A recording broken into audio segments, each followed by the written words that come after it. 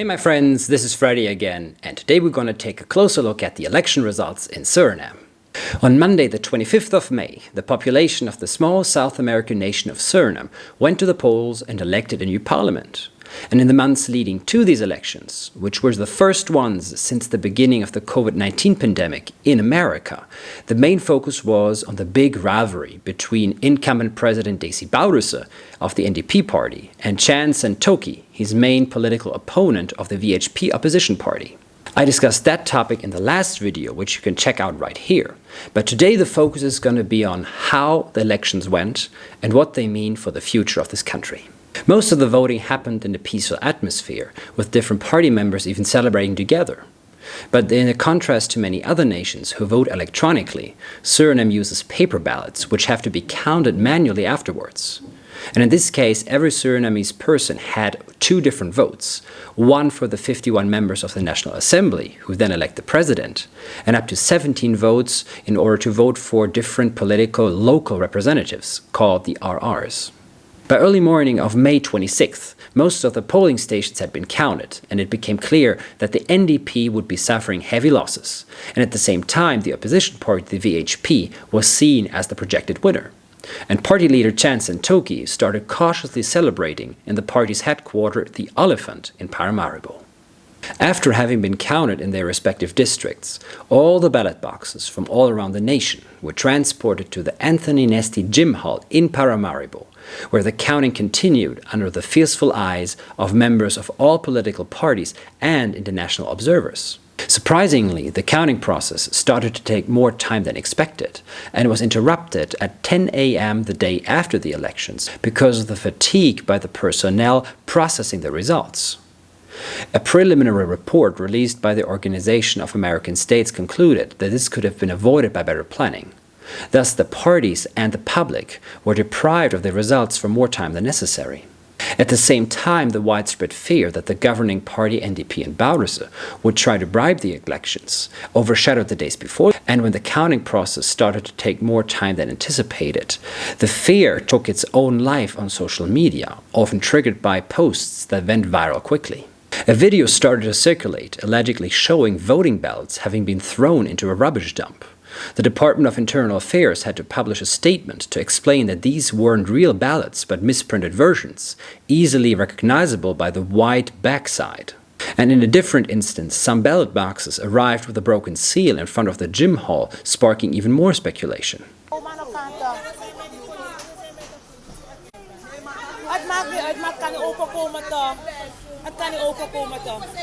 The VHP published a statement with several problematic issues, including wrong voting ballots used, and several voters from different districts voting at the same polling stations. These accusations were partly confirmed by the report of the international observers, but weren't considered organized fraud. And especially the Anthony Nesti Gym Hall started to turn into the epicenter of this heated atmosphere, with people without permission trying to enter the premises in order to verify the counting process. Therefore, the international observation mission was prolonged to supervise the events in the building. And 3 days after the elections, President Bouterse still hadn't come forth with a statement, not really contributing to calming down his people, and at the same time leaving a vacuum and room for speculation about his next move. Regering, maakt u een keertje bekend en wees sportief dat u de verkiezing heeft verloren. Maakt u dat een keertje bekend. Dat hebben ze nog steeds niet gedaan. A very good example of how a mixture of fear and confusion can turn a minor event into a huge scandal is the weird incident that took place at 11:30 on March 27th inside the Anthony Nesti Gym Hall. While the political activist and observer Stefano Berflate was filming the counting process, a woman suddenly told him that apparently 2 police officers had taken 2 boxes of votes from the fenced area and put them into a room inside the building. Wacht even, wat heb jij gezien? Wat heb jij gezien? Ik heb gezien, er waren 2 dozen daar beneden, helemaal daar zo.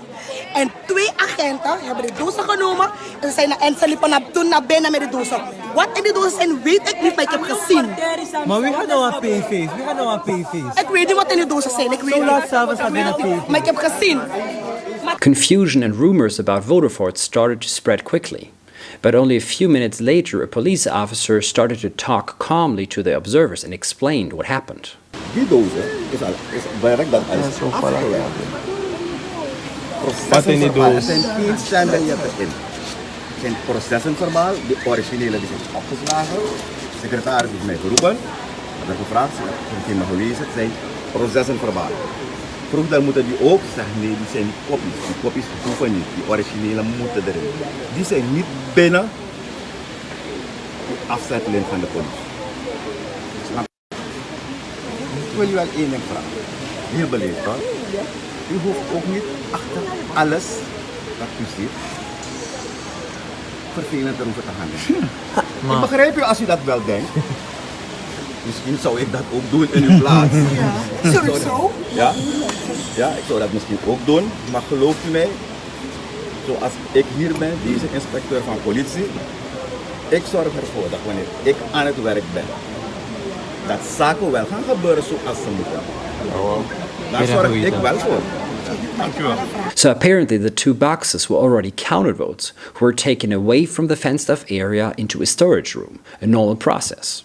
But this didn't calm down the people's spirits. ABOP frontrunner candidate Ronnie Brunswijk was called in, and he demanded that the boxes were brought outside again and properly sealed by duct tape, which was shown in the following video. Ja, precies daar waren ze.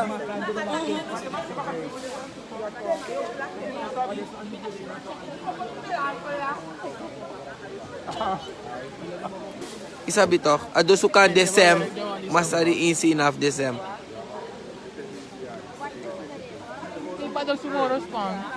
Somehow then the rumor was spread that Bodusa's son, Walter Bodusa, had entered the premises. But in contrast to all other events, this was never filmed, and he was never seen close to the boxes. The next day, Brunswijk and Santoki called for a press conference, where Brunswijk explained in detail what had happened. 12 uur kreeg ik bericht. Voorzitter, kom snel naar hier. Dozen worden weggedragen. Daar aangekomen, zagen we die dozen zijn open. Alles was open. En ik had zien procesverbaal, dus ik weet niet of ze het verandering hebben gebracht. Dus dat gaan we zien, want de OKB heeft alles genoteerd. Ik zeg, alle dozen gaan weer naar voren. Die dozen zijn naar voren gebracht. En dan heb je een plakband. Ik heb zelf dik geplakt, alles weer dik geplakt. He recalled a conversation with Mr. Neerkast, the head of the county commission, who initially had refused that there were problems with 2 boxes, but later admitted that those 2 boxes were not properly sealed inside of the room.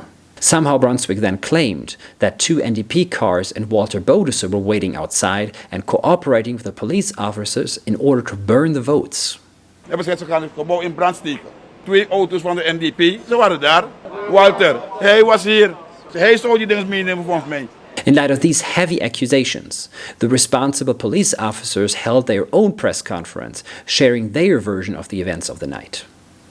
Wat er zich gisteren heeft afgespeeld, er is een doos met processen verbaal achtergebleven. Ja, de procedure is dat wanneer die processen verbaal zijn ingevoerd, dat ze naar achter worden gebracht in een ruimte. En die dozen zijn kennelijk abusievelijk hier achtergelaten. Op een bepaald moment is dat ontdekt en de assistentie van de politie is toen ingeroepen om ervoor te zorgen dat die dozen op hun plek konden worden gebracht. Hebben we meneer Brunswijk zich ervan laten vergewissen dat het gaat om verwerkte processen verbaal en dat het niet ging om stembiljetten. They felt offended by the accusations of the public of trying to help the NDP to bribe the elections, and they explained that they were disappointed at Mr. Santoki, who as a former head of police should know that such heavy accusations can only be properly evaluated by investigation. Meneer Santoki, die heeft gemeend te moeten zeggen dat de politieorganisatie meewerkt aan frauduleuze handelingen, wat op zich heel onsmakelijk overkomt, ook als gewezen politiecommissaris. Concerning the presence of Walter Bodusa and the idea of him burning votes, this was the response. Ik heb nooit de persoon van Walter Bodusa hier gezien. De mensen die Walter Bodusa kennen, dat hij gelijk zou opvallen in een groep van 50. Van waar zou Walter Bodusa komen? Deze port, waar een aantal mensen stonden, politiemensen en recruten. Of heeft hij een auto die vliegt? Die kan vliegen op het terrein hier op Nis en een andere uitgang kan zoeken, dus ik snap het niet. Nou, de brandweer hebben we ingeschakeld als preventieve maatregel. We willen in elk geval geen risico nemen. Dat hier zaken zouden gaan voordoen die voor paniek zouden gaan zorgen. We hebben het hier erg moeilijk, we hebben onder druk moeten functioneren. Maar één ding wat we niet gedaan hebben, is onze integriteit te graben gooien en hand- en spandienst te verlenen om frauduleuze activiteiten te verrichten. This highly controversial event needs a more proper investigation, but for now there is not enough information to claim that this was organized fraud. While the people of Suriname are still waiting for the final results, a preliminary seat distribution has been calculated. Out of the 51 seats to distribute, Santoki and his VHP secured 20 seats, followed by the NDP, which received 16 seats.